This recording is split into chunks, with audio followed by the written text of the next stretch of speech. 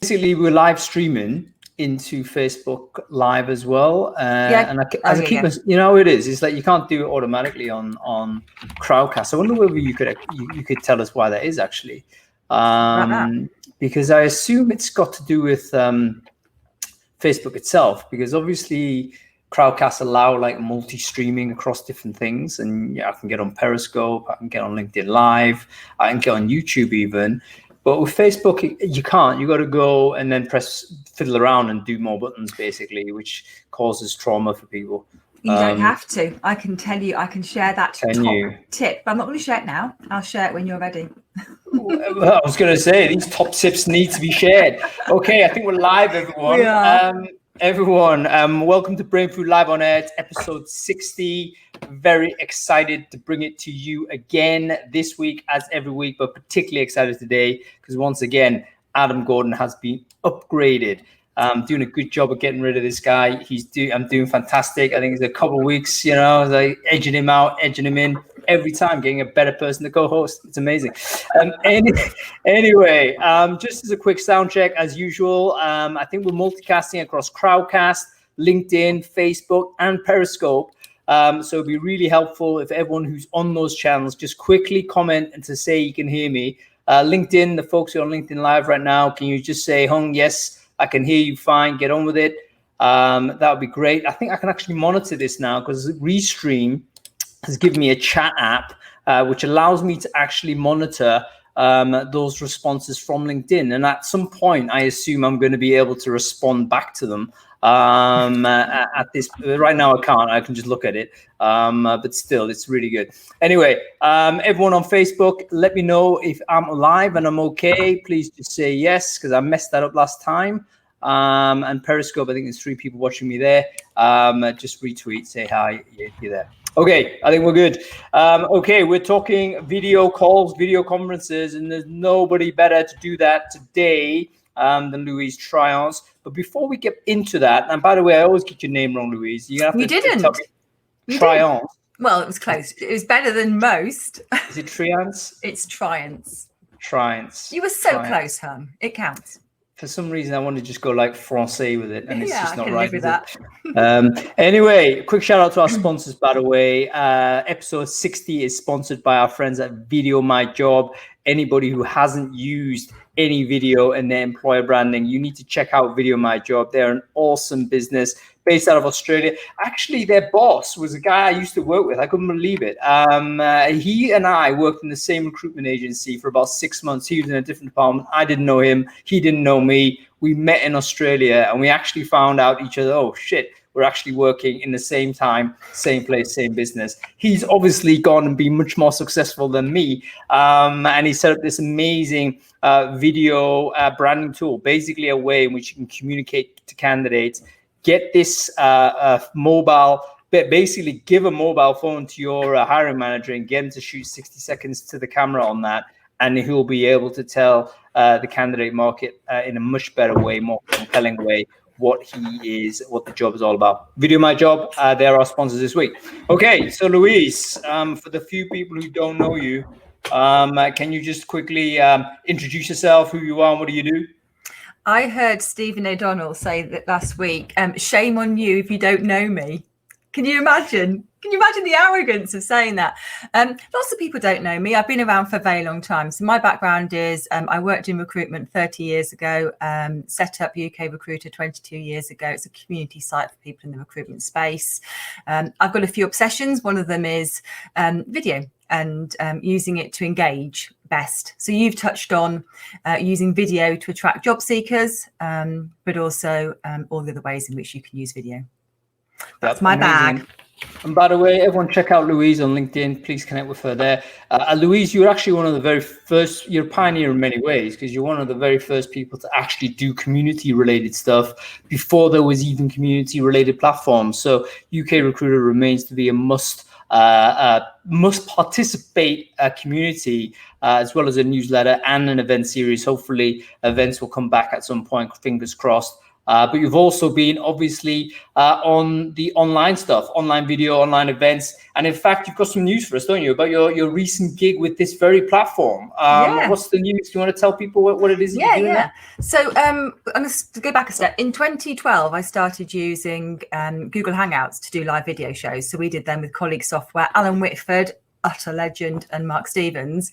Then we moved from there to Blab. Hung, you will remember Blab, which is really, really cool video tool. And then they disappeared and we moved over to Crowdcast. So I've been using Crowdcast for, I don't know, four years. And I've joined them on a contract basis to do some UK support growth work for them. They don't have a UK team. Well, it's me and some guy up north at the moment. But it's a great platform. I've never thought about having another job whilst doing UK Recruiter, but this seemed like quite a good fit and I'm loving it. It's a perfect fit because you introduced me to Crowdcast, actually. And I think if you kind of just trace the genealogy of the people that are using this technology to do these types of webinars and even events now, it probably stems from you. You can kind of, you're the basal kind of start to this, because I started using it. Steve O'D, you started using it. Again, the people who have since sparked off that have been watching Brainfood Live are also now using Crowdcast. It all traces back to you. So well done on finding it out. And we're going to basically talk about how to do this better, because right now, the topic of the show is going to be bad video is bad business. And I think we're all beginning to recognize that now. We're all beginning to think, we've done a lot of Zoom calls. We kind of are able to tell what is a good experience and what isn't. Because if you do 10 Zoom calls, there's going to be 5 of them that are horrible. And then you're going to start asking the question, why is that? And how can we improve? Like, what is the difference between those things? So we've got a few excellent guests to come on today. We've got Ben Dowse, who's a recruiter at Level Up. He's actually been trained on how to do video, and I didn't mean to bring him on, but I thought, I had a quick chat with him. He was amazing. Just looking at how he set his thing up, it just looked clear that he knew what he was doing. So Ben's going to come on soon. Joanne Lockwood is going to join us also. She's obviously very much into the webinar space now as well, also running communities and events. I want to touch on her experience as well with True Inclusion earlier this week, which was fantastic. And of course, we've got Stephen O'Donnell, who might actually be the best one of us all, I think, in terms of just setup and everything. So he's swinging in and coming in a bit later. Anyway, before we get into that, we always go and review Brainfood from last week. So Louise, did you read the newsletter? And if so, what was interesting for you? Let's pick out a few things we can share with the rest of the crew here. Yeah, I did read it, of course. Job Pal, I thought that was interesting around what do job seekers, do I need to link to that in the sidebar? I'm going to do it. What do job seekers ask chatbots during a pandemic? And I guess that I just found it interesting. I'm no use for it in my own organisation, but many probably will, to think about, right now there's a ton of people out of work. If you've got vacancies and they're coming to your site, what are they asking? If you've got vacancies and they're engaging with you by email, or you're trying to put jobs out there, these are some of the things they're looking at. I guess that I was expecting more people to be asking, are you actually hiring, than they were. And I expected more of them to be very focused on their own needs. The top 2 questions are around their needs. But they were 47% saying, what are you doing to protect your employees? And 23% saying, what's going to happen to my application? I guess I thought that might be the other way around. More people concerned about whether they could still get a job. I don't know what you thought, huh? Yeah, I thought the same. The insight's interesting because this is guesswork without this sort of stuff from JobPal. So for people who don't know, JobPal are basically a chatbot builder based out of Germany, but they basically build a chatbot and stick it on your career page, basically, to boil it down to the brass tacks.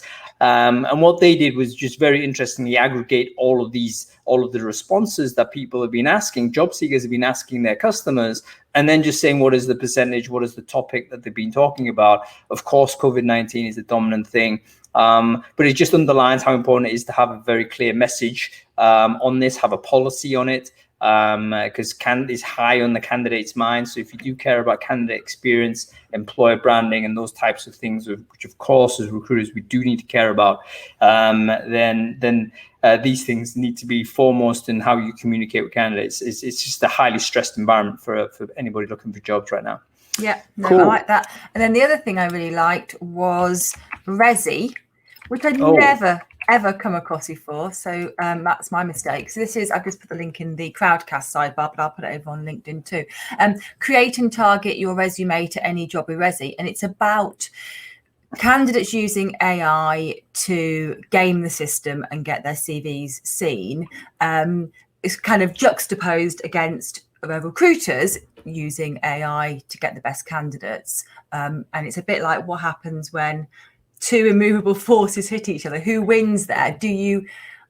Are we both gaming the system to our advantage, or does it actually mean that neither of us win and the wrong candidate gets the wrong job? I don't know. That's it. I mean, I love this. I love this kind of like evolutionary arms race that's taking place. It's always taken place, right, between candidates and recruiters. And recruiters are using technology, but we often forget that candidates do as well. And this is a candidate-driven tool. Basically, what it tries to do is to look at the jobs that you're recruiting for and help you build your CV based on the keywords or how a job description in general is structured. So I'm looking for a software engineer job. Basically, this thing will scrape around and pull out information from how job ads are designed, probably using these days with AI-driven tools, Textio and all that, designing. We were also using these tools to write these things, and they're just going to help this candidate build a job description.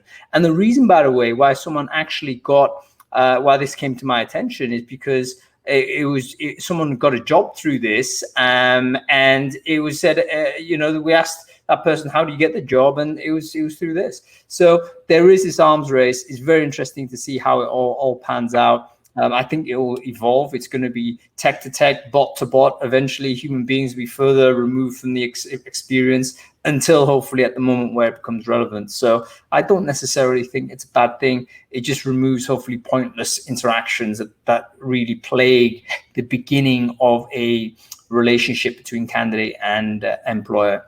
Okay, cool. What else, Lou? One more thing. Yeah, this was a nice practical one. A guide searching LinkedIn by email address. I get asked this all the time. And I just thought, nice, neat, practical guide for any recruiter wanting to pick that out. Yeah, very easy. So sometimes you have an email and you want to find a LinkedIn address. This is the way to do it. I mean, oftentimes it's the other way around. You have the LinkedIn and you want the email, but sometimes you want to go the other way if you have the email. Yeah, I mean, these days we have the email, because have you seen these like talent directories that people are publishing? People are just shoving out their data. It's like a complete, shift as to how much we value or don't value our emails anymore. We're just saying, hey, I need a job. Please have my details. But sometimes you need to quickly, enrich that data. And Guillaume, I think Lotte there basically has found a quick way to do it. You got to do it through Outlook Contact Manager, I think. But that link has just been shared by Louise, which is fantastic. Okay, cool. I like the nicheness of that. That's what I like about Brainfood, is you have some really broad articles in there, and then you have some super niche ones. And I think that's what makes it very valuable for people. That's right. You always got to throw the odd curveball in there, Louise. You can't be overly predictable, can you? I know. Okay, so before we bring our guests on, Louise, I just wanted to sort of have a quick chat with you. Ask you the same question I'm going to ask everyone else. You're going to co-host with me through all of this as well, of course. But AV, what was the most obvious mistake you've seen people make when they're coming onto a video call, or they're joining a webinar, or they're doing something like this? Like, what is the thing that you just encounter more than anything? You think, wow, if everyone could just learn how to do this, this would be really good. I think it's that they haven't considered what's going to happen until 3 minutes before they're live. Right. I see that all the time. So they haven't made sure the tech works. They haven't worked out whether they need headphones in. They haven't thought, what's behind me? See it all the time. They just assume it's going to work and be fine.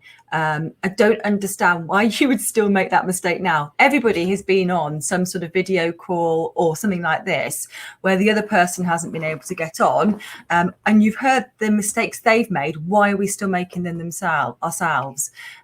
So when I do my shows, I mean, there's lots of different platforms for videos. When I do my shows like you, I send out some instructions ahead of time. I'll tell people how to check the tech. I tell them to register for the event. It's the same with Zoom calls. Why, when you do a Zoom call, are you 4 minutes late because somebody says, oh, I couldn't find the link, I didn't know where to register? So it is the most obvious thing, but why not prepare and practice? Right.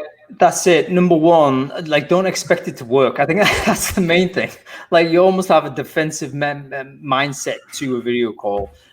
Anticipate something not working, and therefore you need at least a couple minutes in advance before you go ahead and punch live, because it's very annoying when you're the other person waiting. I used to be this person. I have to be honest. Hands up. I used to be, oh, of course, just press this. It's going to happen.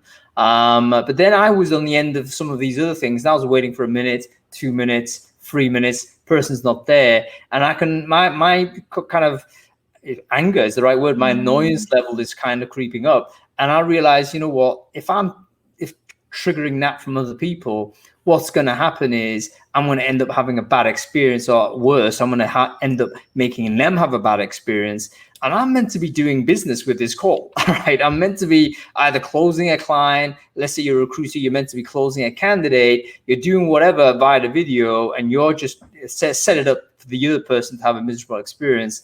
That's just not going to be a way to convert. So number one, prepare, be early. Because of the multiple different ways in which our systems, our hardware, our software is set up, and the different tools that people use, you can almost assure there's going to be a configuration or incompatibility problem somewhere, and you got to go check it out. Like, for instance, I know Crowdcast, by the way, a bit of feedback for you, is now a Crowdcast employee, Louise, oftentimes doesn't work that well with Firefox. So it's obviously optimized for Chrome. But Firefox is not niche. It's like 10% of the people might use Firefox. Some people use it. Oftentimes they can't get on properly. Yeah. So, hey, if that's the case and you tend to use a non-Chrome browser, which is totally fine, by the way, I have no opinion one way.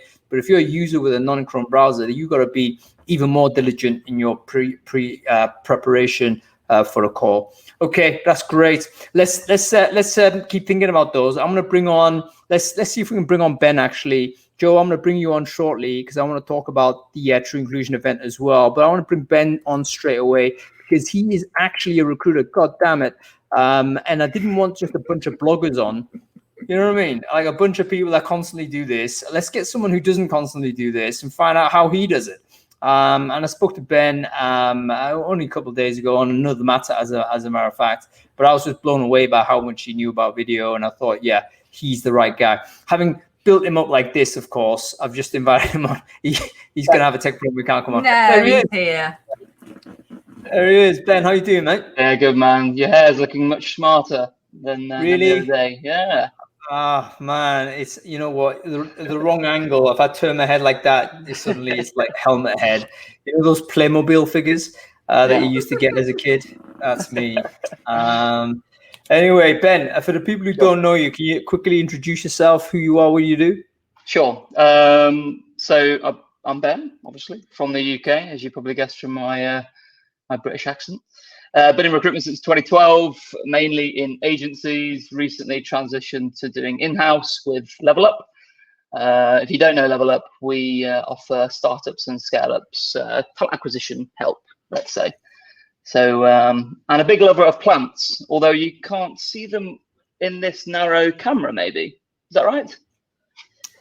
They're on your stairs, aren't they, or somewhere? Yeah, so you can see the top of the stairs, but you can't necessarily see Can't quite see them. Maybe I'll rotate.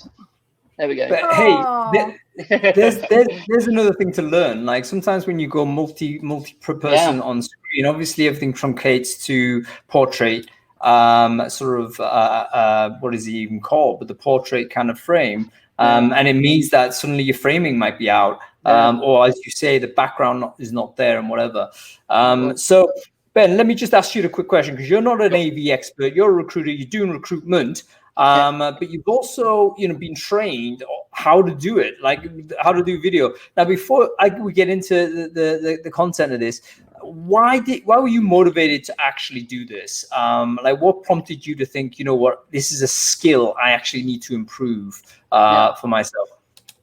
So we've all been there when you're looking at your client's face in the camera and you just know that they're doing something else, or they are looking bored. Typically they lean on their two fists like this.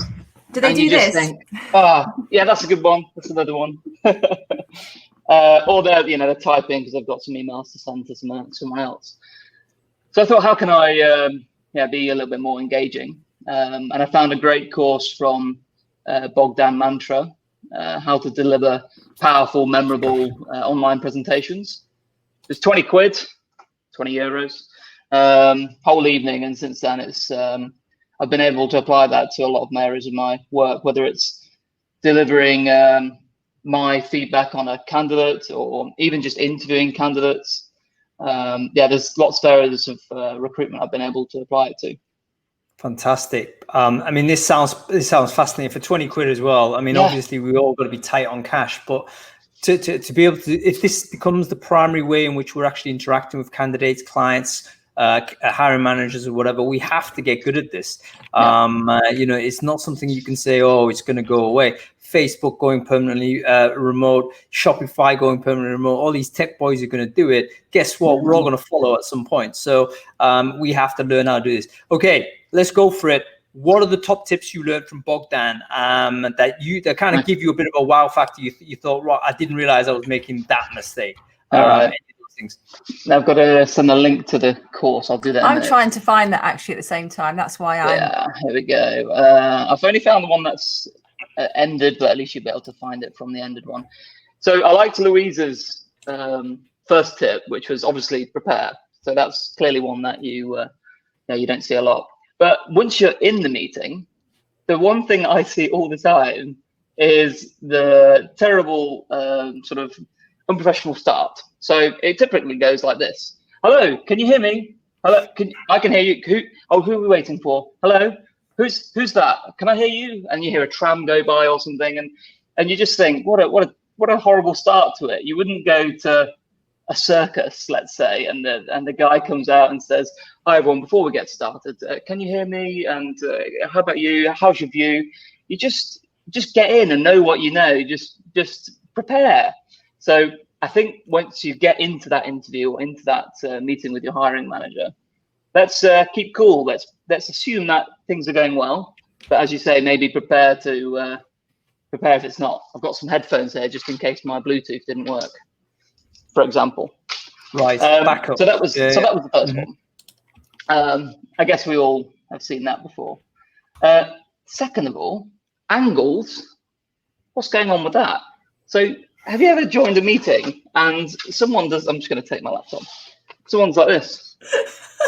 Hi guys, how we doing? Yeah, I'm ready for today. And you get your if you're like anything like me and you've eaten too much during lockdown, you get your double chin in there as well. You just think, come on, would you go to a meeting and stand above someone or sit on the floor? You're at the same level, right? So angles. So what is the best angle? Because I think that's relevant.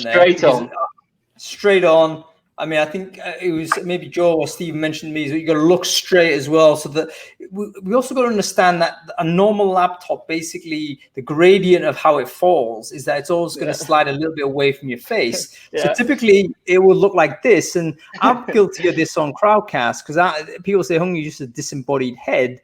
Why is this the case? And someone basically said, you just got to rather unnaturally, because I don't normally read text on screen like this because it's really just it's at a 45-degree angle or sort of 90-degree angle, should I say, right now. But that's how you do a webcam. So you got to tilt the thing 90 degrees on a right angle, essentially. That's the angle it should be, and then your head's gonna be center of frame, basically.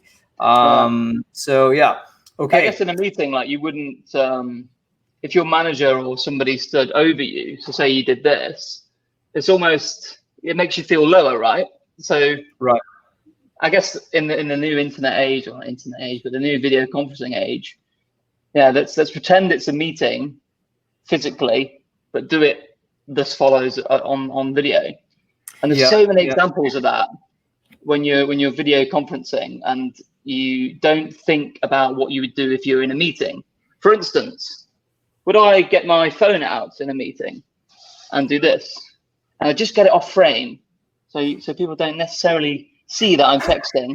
You see it all the time, and they go, the classic. Like, when you're looking off screen at this, when you're looking at this, it's obvious. The trick is obviously to hold the phone right in front of you like that, Nice. And then you do that way. But I'm not giving everybody tricks that way. But yeah, absolutely. I think you got to be present, even if it's boring. You've got to be trying to be there and not be distracted, which is again super hard, because one thing that is different from an in-person meeting is that usually it's laptops off in-person meeting, right? You're having a meeting and there's no other you would not, as you say, whip out your phone and start scrolling through. Super rude. But obviously when you're doing it on a VC, there are things there. Your computer is on, we're on browsers now, so things might be popping in or popping out. But one of the things you can do, I'll give you a tip: notifications off. Turn your notifications off. If you're on some sort of social media, you typically on, let's get rid of that. You got a Slack sort of on, just shut that down. You don't need it right there. Just have that focus as much as you can in this screen. And I think that's going to help your own sense of quality of experience. But I've turned my view now around. It's like, what experience am I subjecting the other person to? And that's the most important thing, because if they're having a bad time, it's gonna flow back to me at some point.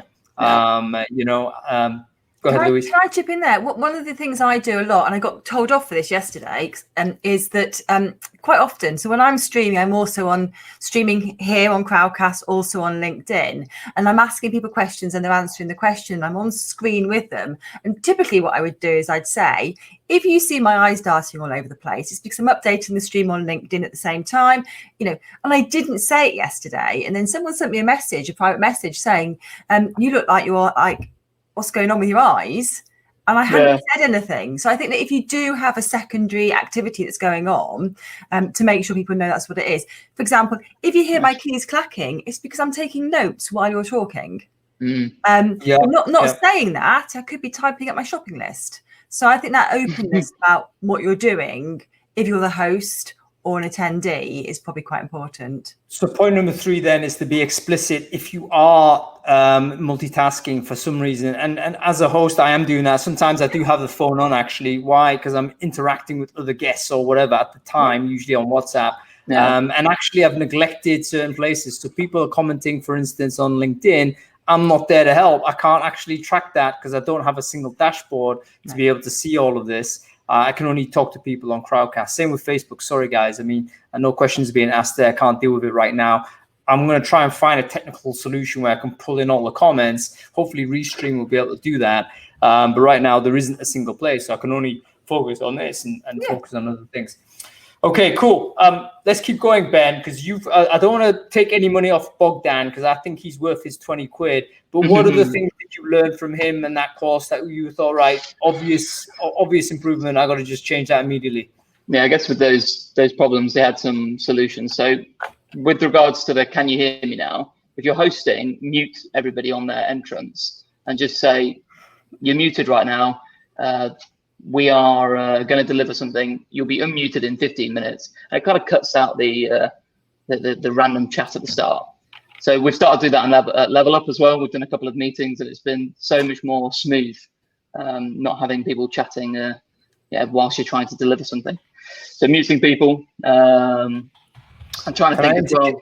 Sure. Can I interject just quickly here, Ben? This reminds me a little bit of the Amazon meetings, where it's a silent start to every meeting because everyone actually has to read.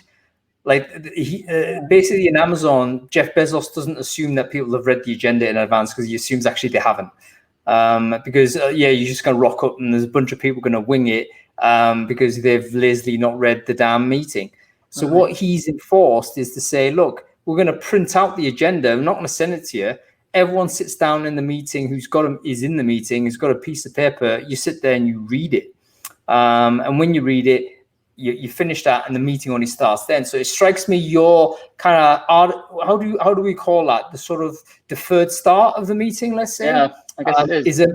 Is the way to get people on the same page at the same time so that you don't get people on the same different sort of level. Like I'll tell you why this is important as well, but I'm just thinking now in your business, let's say you're going to get 3 people that are totally up for chatting away, but then you've got 5 people who really just need to get on with this meeting. Like they're getting on with it, and because the 2 parties are literally, not really on the same page on that, it can get super annoying. So deferred start to a meeting. That may be a clever way to do it. Excellent. Oh, let's just interrupt. If anybody's got any questions, by the way, please use the ask the question function at the bottom of this screen. That's the way where we can get to it. So if you've got any questions for Ben or Joe, who's going to come on in a sec, or Stephen, who's going to come on in a bit as well, just ask them there and we'll see what we can do. Okay. Anything else, Ben? I guess we can talk about internet, because that feeds into your video. So I don't actually have any tips on video. Maybe someone more technical can do that. I found that every laptop I've used has had a decent camera, so fine. But what it comes down to for me is your internet connection. I was actually on a video conference this morning, and I couldn't hear my pal Reggie, I'm sure you know him, because his internet connection was shocking. Couldn't see him. What you can do is change your band from a 2.4 gigahertz to a 5 gigahertz. And you can do that by phoning Ziggo or whoever. And that just gives you a little bit more stability. The 5 gigahertz band, from what I know, is less congested, more stable, provides a higher speed. It doesn't go through the wall that well, but it does give you quite high speeds if you're close to the router. So I tried that maybe week 2 of lockdown, and it's been really fast since. My girlfriend works at the back of there doing phone screens. I can play FIFA in here and it's fine. That's a really good tip. I didn't even think about that. I just assume that you get what you're given, here's the bandwidth, here's the speed. But you're saying there's certain providers that are able to change the bandwidth or have a service that allow you to do that. So yeah, they say you can't, but then you just press them just a little bit. And then they'll open up another little band for you, and then put everything else on your 2.4. So your phones, your TV, and then put your 2 laptops that you're going to be using for video conferencing on your 5 gigahertz, and that will really improve your video. I've got 2 other tips about internet. One is 3 actually. One is the number of guests I have on when I say, "Could you plug an Ethernet cable into your router?" and they say, "Oh yeah, I could do." Now that can make all the difference. Or sometimes they have to actually use a mobile hotspot. So trying 2 different things for that. Second thing is, and I think that someone's just shared this in the sidebar, Colin, kill the video and use the audio. You have to. If you have to be on that call and you haven't got enough bandwidth, kill the video. Audio is more important. The third thing is, right now, loads of us have got kids at home. If your kids are watching Netflix on YouTube, playing FIFA whatnot on the Xbox, just tell them not to for that 1 hour. Send them into the garden or lock them in your car, unless they're too young to be locked in the car, so that you've got that internet to yourself. So that would be my modern parenting from Louise. Yeah, that's awful advice, isn't it? Yeah, with the windows down. That's actually a really interesting kind of condition, because a lot of us are kind of it's not just us using the internet, right? I mean, you've got other people. Ben, you're talking about your partner there, but yeah, definitely the kids are going to be online all the time. Of course they are. So, and often using rich media stuff. So that's going to be really difficult to try and manage that. And maybe that's the first thing you got to think about before jumping into a call. So it becomes even more pre-prep and even more things that you got to talk about. Hopefully technology will take care of it at some point and it'll wash away. But yes. Okay, one more thing before we bring Joe on, Ben. What else do you think would be useful for people to know that you learned from this course here? Let's go for background. So everybody's got a colleague that sits with a white wall behind them. It's like they're in a cell.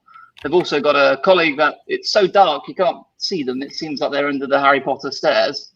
It's so simple, right? Just to have some nice visual behind you.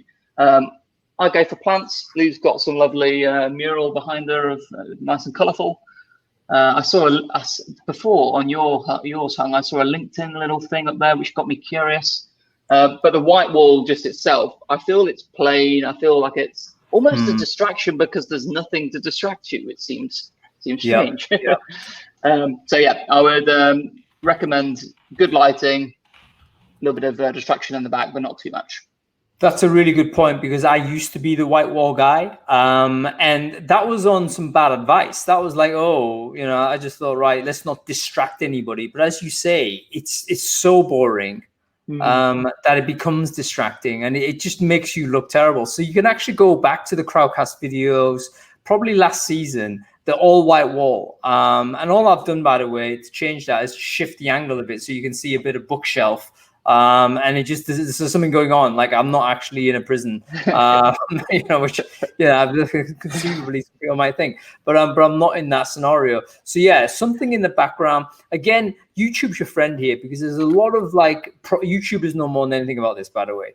So if you are a professional YouTuber, guess what? You know how to do video, and not only you know how to do video, but you know how to do it cheap. We're not talking about having like a $3,000 setup or whatever. No, we're just talking about, hey, this is what you got to do. Sit in front of the right things, have the right things in the background, and right level of the camera and so on. Yeah. Okay, I'm going to bring on Joe. I can stay on the line here, Ben. I'm going to bring Joe on, so she's going to come on and support us.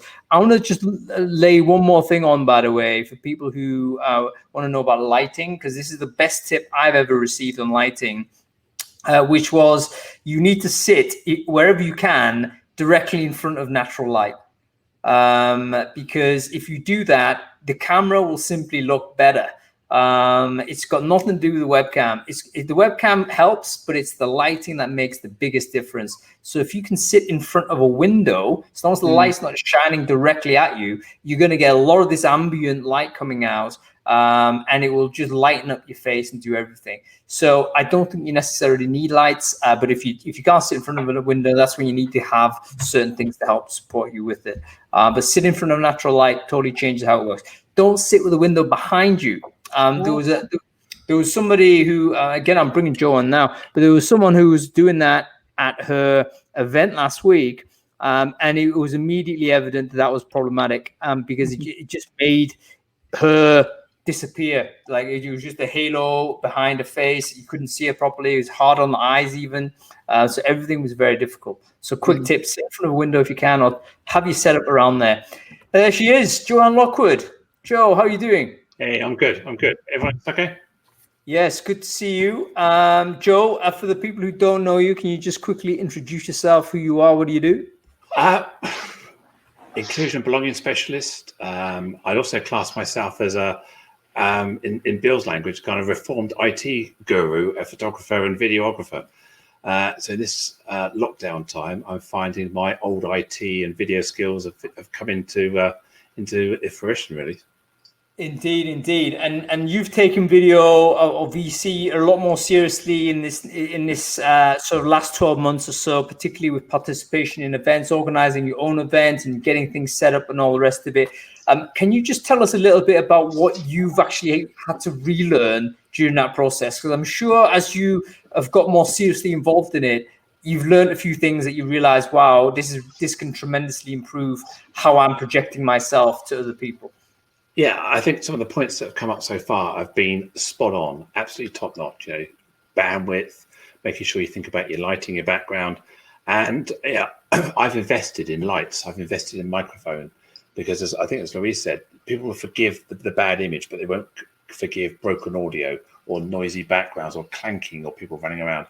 That becomes distracting, but you can forgive audio. But as you said, Hung, it's basically it's about thinking about your background. As Louise said, it's about making sure when you go onto the session, you don't just walk in. You've prepared, you've set your scene, you've looked at yourself, you understand the image you're trying to present, how you feel comfortable. And you know, I've got some lights, and if I turn my lights off, it completely changes how I look, and it's a bit fuzzy. If I just have my side light here, yeah, again, I'm sort of So anyone who's a professional photographer would say that photography is the art of light. So what you're trying to do is you're trying to control your lighting source. So I'm conscious of that. I sit here all day, and the light from the window changes throughout that day. So if I want to set my scene, my white balance, so I don't look too green, I want to control how I look.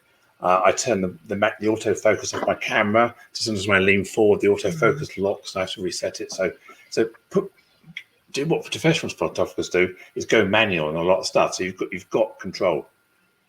And I think, as we've already talked about, is set your posture up. You know, if you don't know about the rule of thirds, imagine you've got a grid. So let's put the grid on. So you want to put your eyes on your grid. So that's or if you want a quick guide, sort of like a kind of hand from the top of the screen.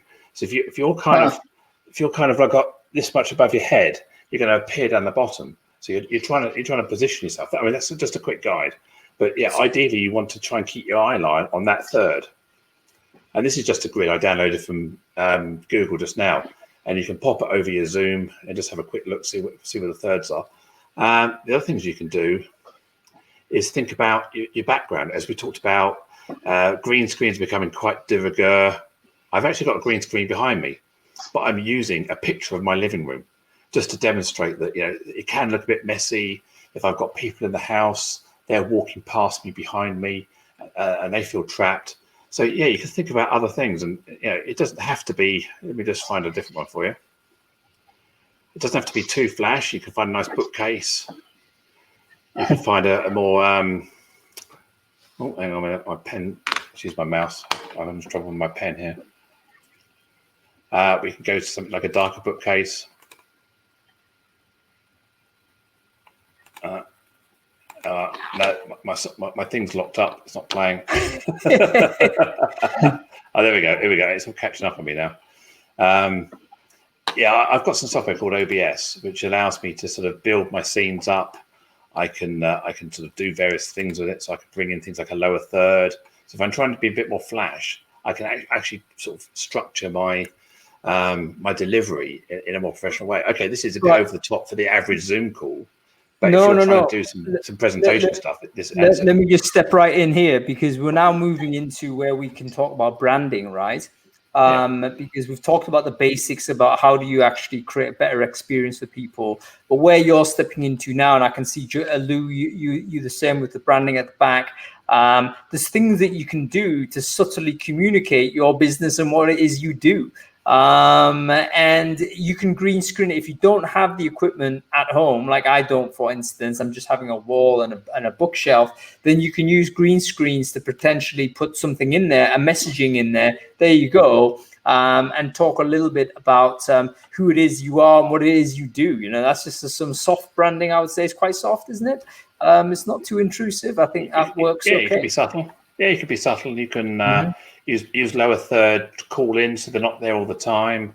You can have stuff fade in occasionally, so it's sort of more subliminal. Just at the beginning, and then but just at the end, but leave the main body just plain. So yeah, you can use various things.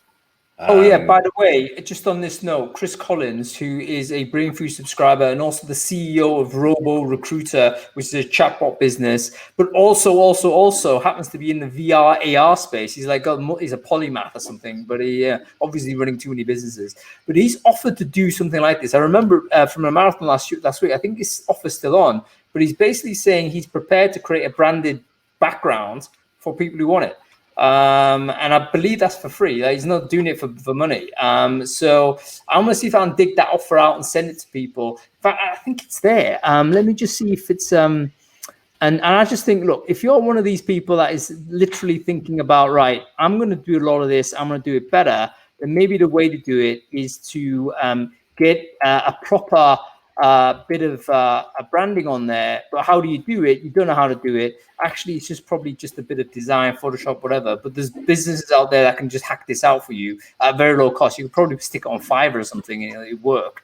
And you can have something on the screen which would be a bit of branding for you. By the way, I can totally start seeing things like product placements happening. I know, for instance, a friend of mine, Eva Zills, she's been on this show before. She often wears sponsored clothing on there because that's part of the deal. You know, I may start doing that myself. Who knows? You know, Pepsi sponsor me. I'm going to be doing a big old hey, whatever.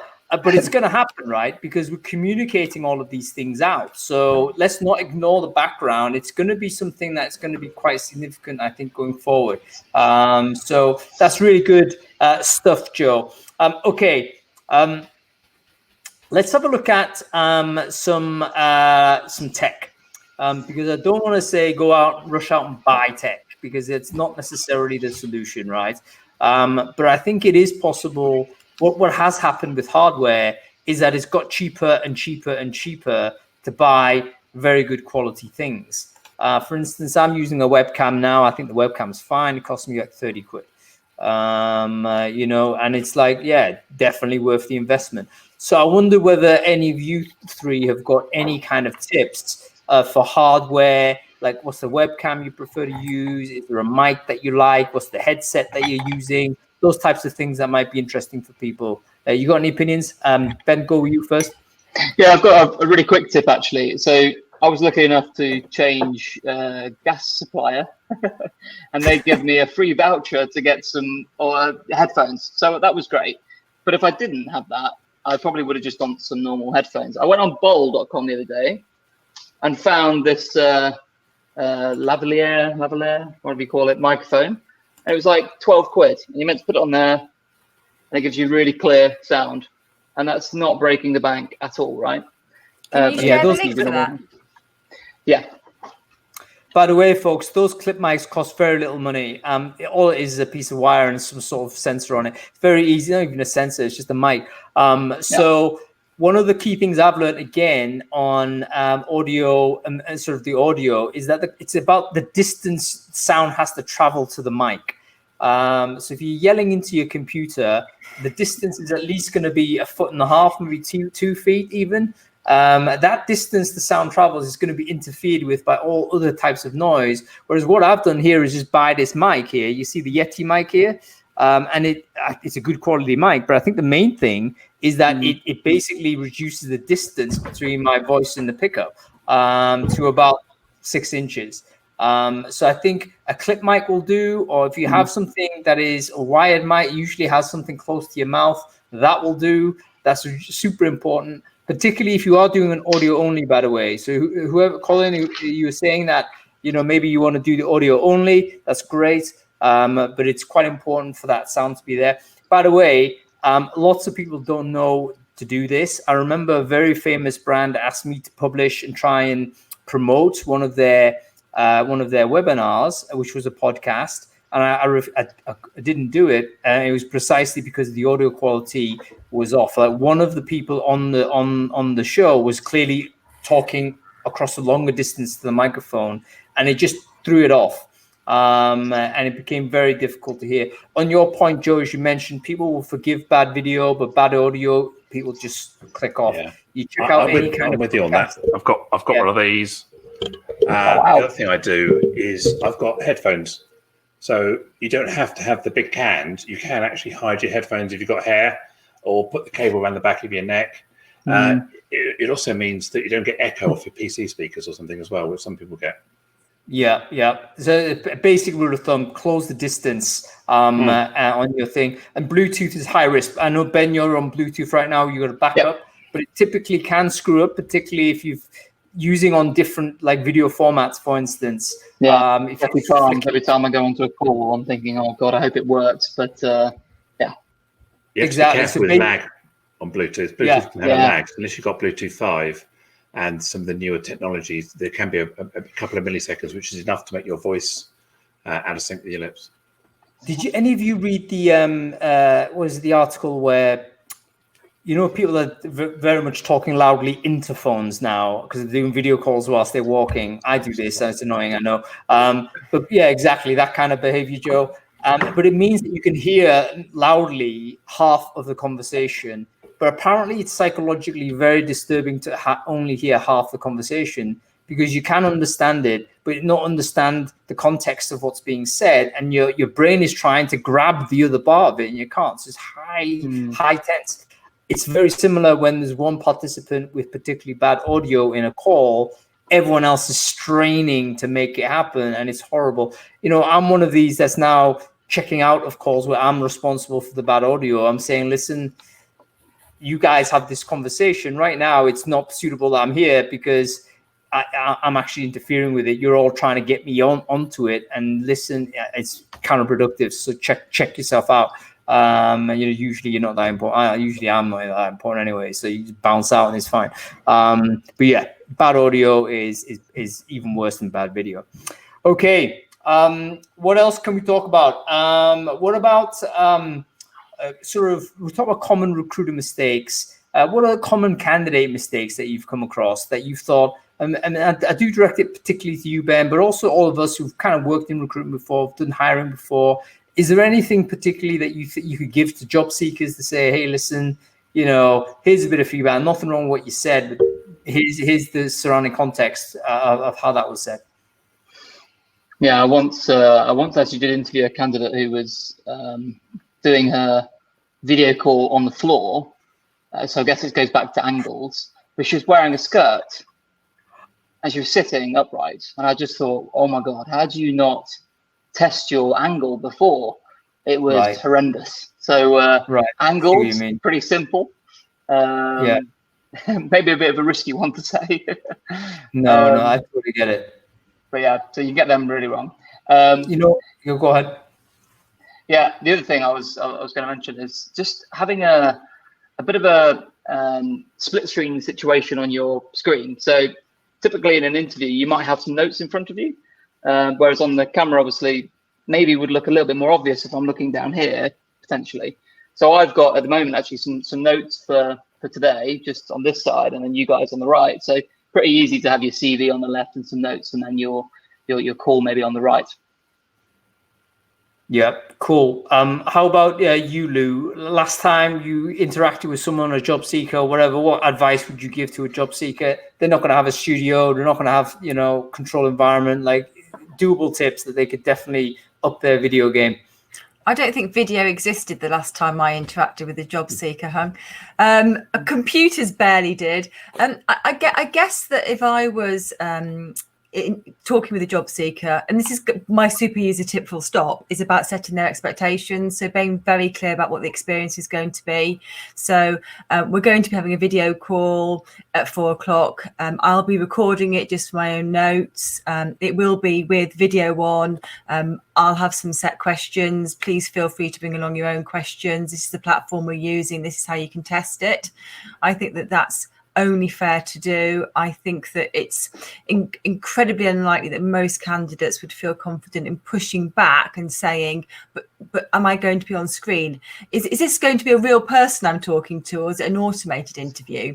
So I think the responsibility has to lie with you as the recruiter to share all the information you think they can need, and also to ask them, and this is really important, to ask them whether there's any barrier to them doing this, whether they've got some sort of hearing issue or anything which might affect their ability to partake.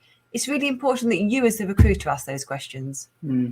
Yeah, really good point. And actually, let's just dive into this inclusion aspect, because every new technology, every new channel presents challenges to different demographics. I think that video is no different there. At the same time, it unlocks a lot of possibilities as well. So I think it can be considered to be more inclusive than, say, an in-person interview in many respects. Some obvious things like mobility, other things like, let's say, domestic responsibilities. I think it's much easier for someone who's a parent of young kids to jump in to do a video interview rather than have to trek into an office. So lots of tick boxes for inclusion, but at the same time, there's some negatives as well. And Joe, I just wondered whether you had any thoughts along that. Like, what kinds of things that do we need to be conscious of to make sure that video is as inclusive as possible? If it is the default way we're going to speak to people going forward. I think we have to remember not everyone thinks like us. So we think, well, video is easy. I can do video. I'm doing video all the time. I FaceTime, I Skype, I Zoom, whatever I do. But there are many people who get high levels of anxiety about appearing on camera. One of the troubles with Zoom is you always see most people have it set, they see themselves as well. My first advice is hide self, so you don't see yourself. Otherwise, it's like walking around with the vanity mirror everywhere you go, having a conversation with someone. So what people tend to do is they're so focused on their own image that they get anxious about how they look, about all the things that are going on. So there's always complexity in the head.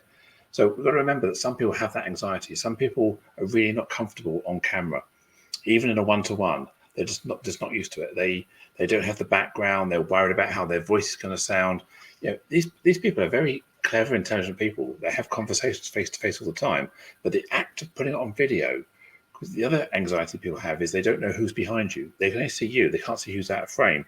So they don't know who's observing. Are you recording this? So again, you've got to frame the conversation. This is a private conversation, just you and I.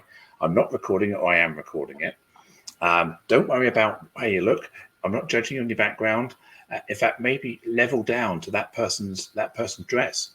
Don't go for this posh background, because that's going to create someone anxiety as well. So try and make yourself relatable on camera, make them feel at ease.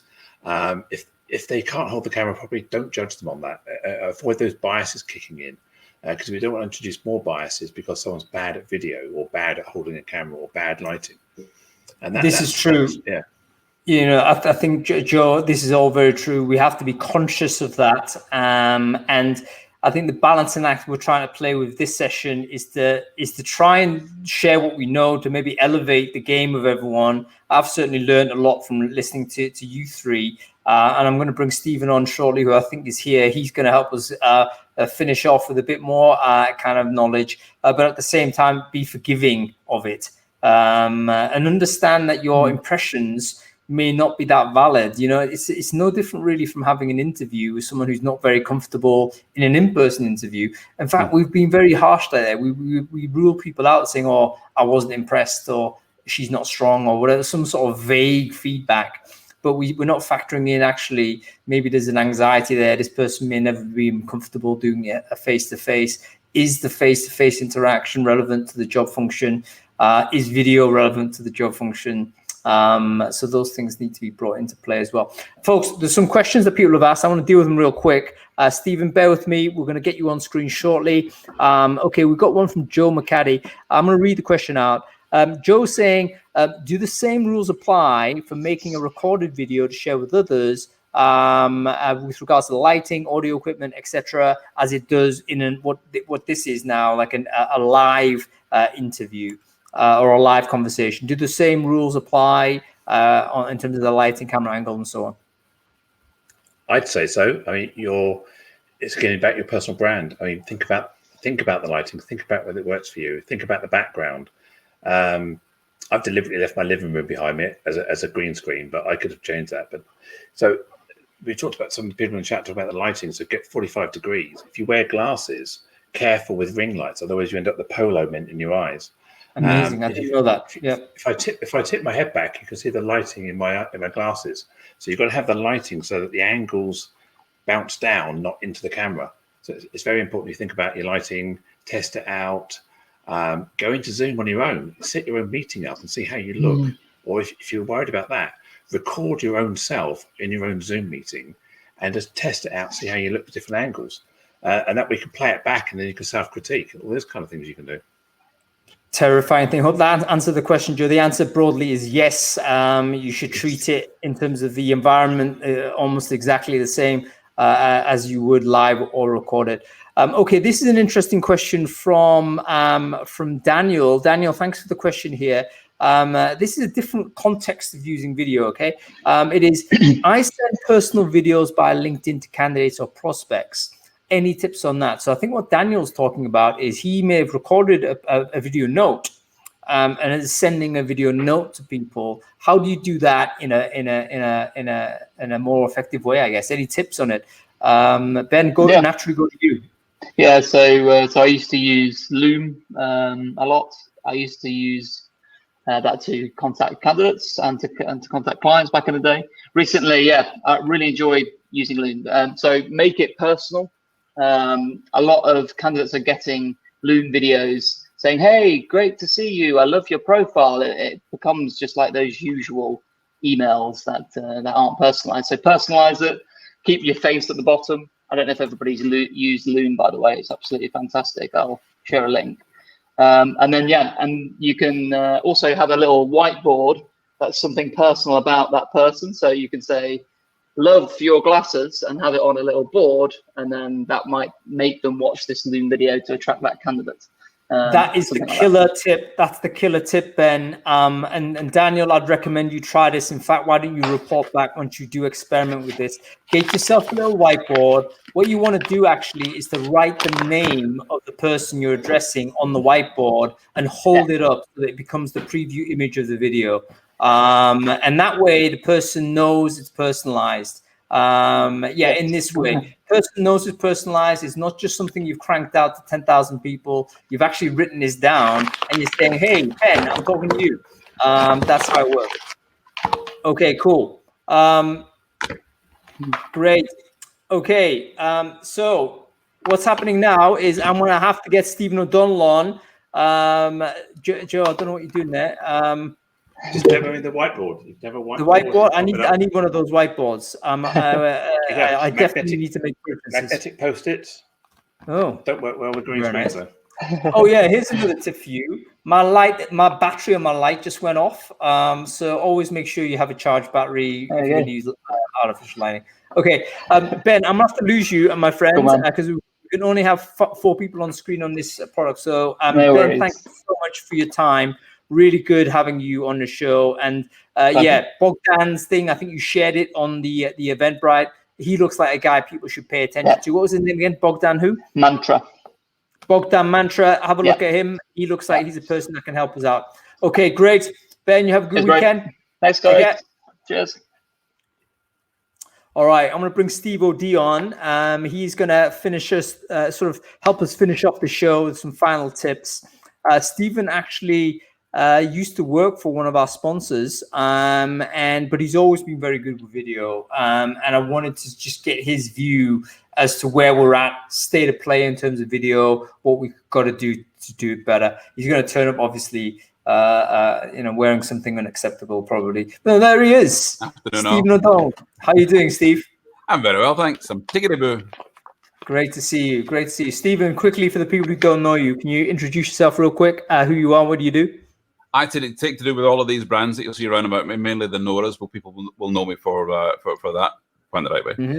And RecX. I've been in recruitment since '87, running recruitment companies and lots of technology in between. So whether it's technology, recruitment, candidate perspective, all of those things, and I dabble a little bit too in building websites for folk. Great stuff.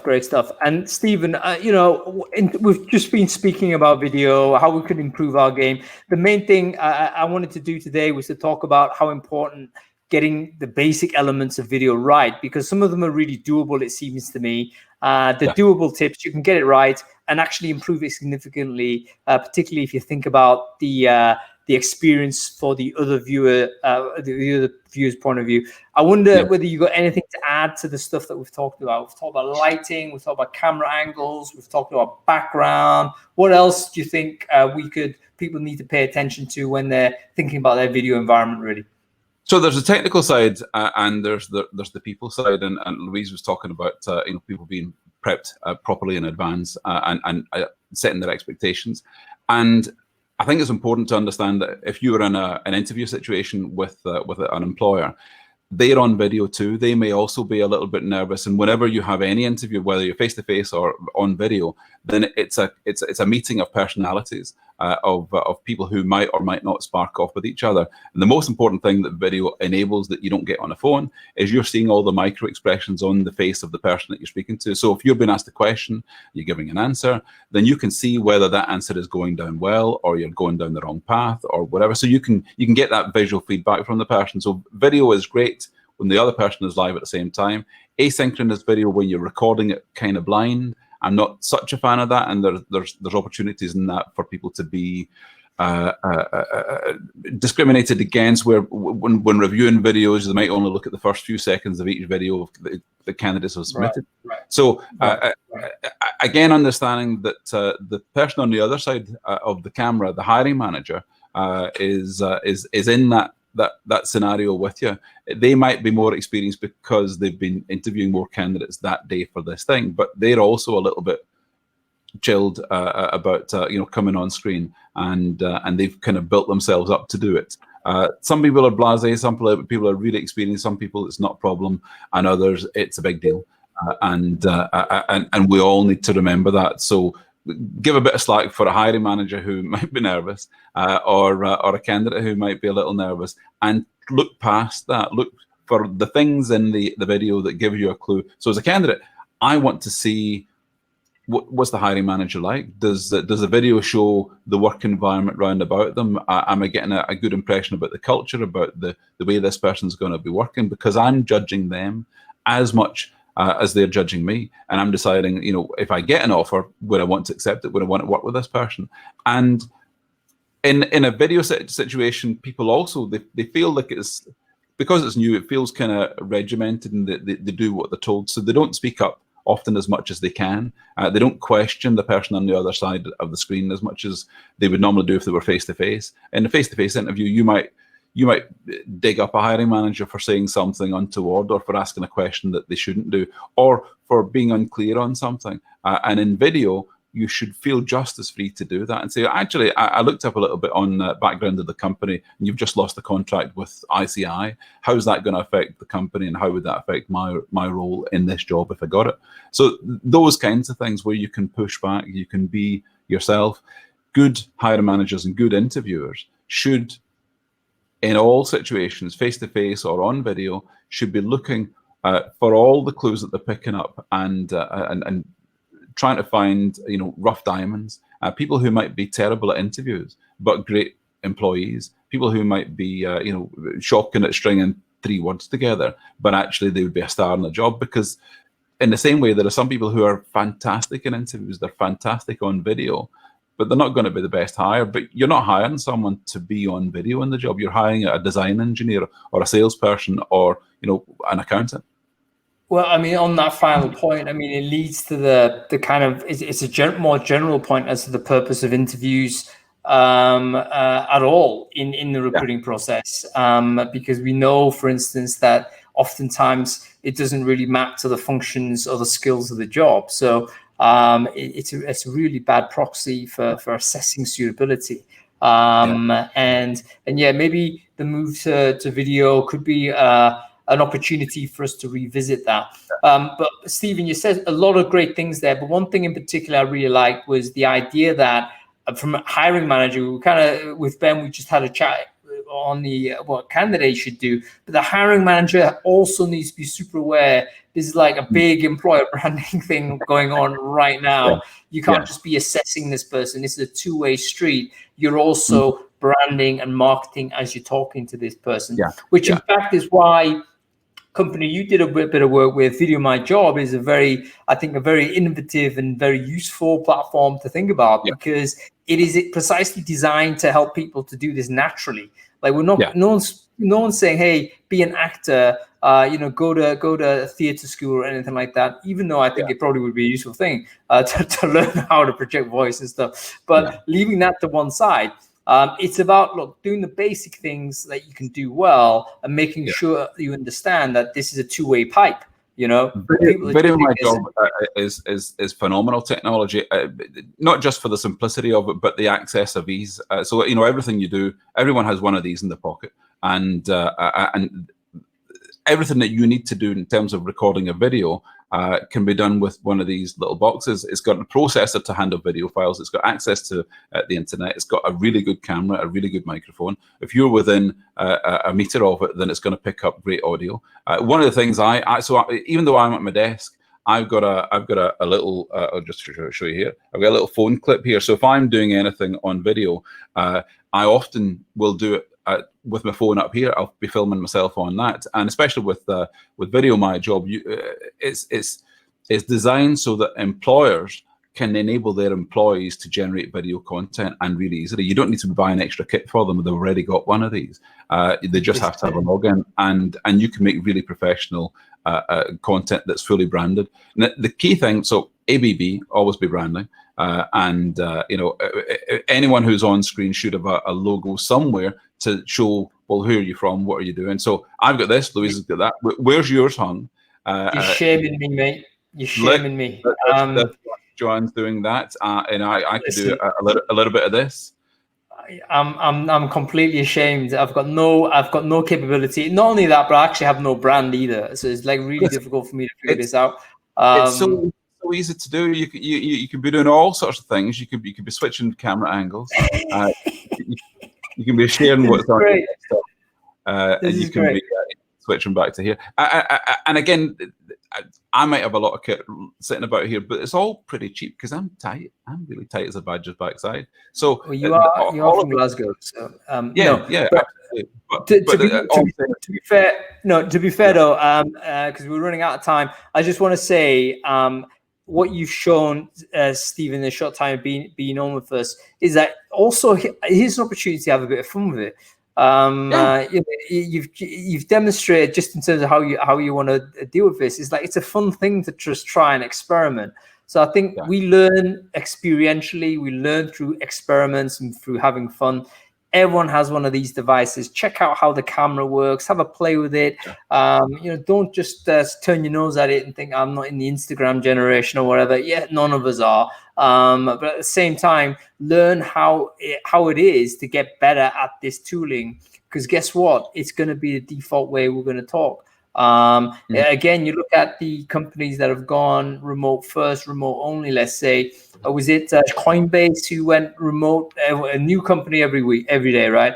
But Coinbase said remote first, and the CEO on his missive, one of the points he made is, what does this mean? It means that remote communication is the default we're going to go to, irrespective of whether you're co-located in the office. That's what remote first means. A while ago on employment recruitment websites, we used to look at websites, and it would be great if someone had an iPhone app or something that looked good on small screen. So they build a desktop site. Secondary thing they would think about was, does it look good on mobile?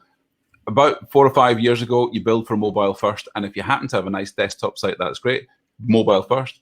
You're talking about what remote working first and designing jobs. Redesigning jobs and new jobs that appear, design them around the ability to work remotely. Yeah, and by the way, now we're touching tangentially on remote work, which of course is relevant to video, but it does mean a huge creative process that we as recruiters and HR people are thoroughly involved in. We need to grasp this opportunity as companies look to remake and redesign jobs. We need to be driving that car and not be in the passenger seat. Okay, that's about it. We've run out of time, folks. So thank you very much, everyone, for watching. Thank you for Ben Dowse for joining us earlier. Thank you, Joan Lockwood, for stepping in and giving us some really good tips. Steve O'Donnell, thanks for jumping in for the last 10 minutes and giving us some amazing chat. And of course, thank you, Louise. Triance. Can't get it right. God damn it. I'm never going to get it right. Louise, thank you so much for joining us on the show. Really appreciate you coming on. Everybody, thanks for listening. Enjoy your weekend. I believe it's bank holiday in Europe, bank holiday in the UK as well. So have a very nice weekend. Stay safe. We'll see you next week. Cheerio. Bye.